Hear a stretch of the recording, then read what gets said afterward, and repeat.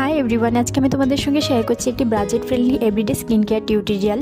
প্রথমে আমি ক্লিন কেয়ারে এই ফর্মিং ফেস ওয়াশটা দিয়ে মুখটাকে ক্লিন করে নিয়েছি। আমি অলরেডি এটা করে নিয়েছি।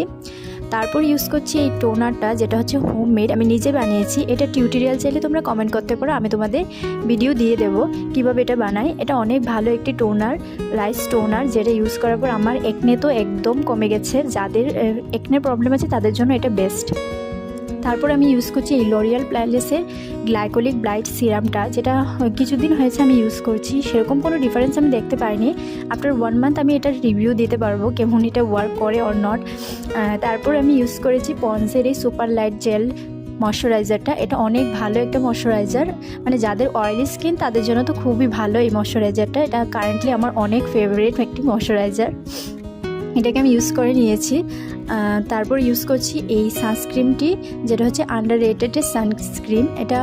এটা হয়তো খুব বেশি পপুলার নয়, কিন্তু আমার ফেভারিট। এটা অনেক ভালো একটা সানস্ক্রিম, এত ভালো মানে এটার জন্য যতই বলবো ততই কম পড়ে যাবে। মিল্ক লাইক টেক্সচার, তারপরে no white cast, non sticky, এত ভালোভাবে ব্লেন্ড হয়, তোমরা ইউজ না করলে বুঝতেই পারবে না যে এত ভালো একটা, তাও এত কম প্রাইসে।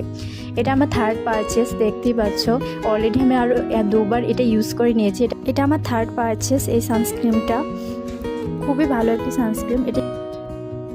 তারপরে আমি ইউজ করেছি একটি লিপ বাম, হিমালয়ার এই লিপ বামটা ইউজ করেছি। এটাও কম প্রাইসের মধ্যে। আফটার স্কিন কেয়ার দেখো আমার ফেসটা কতটা গ্লো করছে।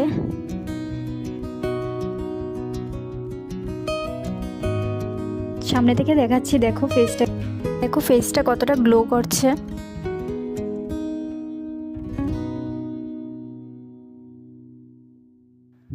চলো টাটা।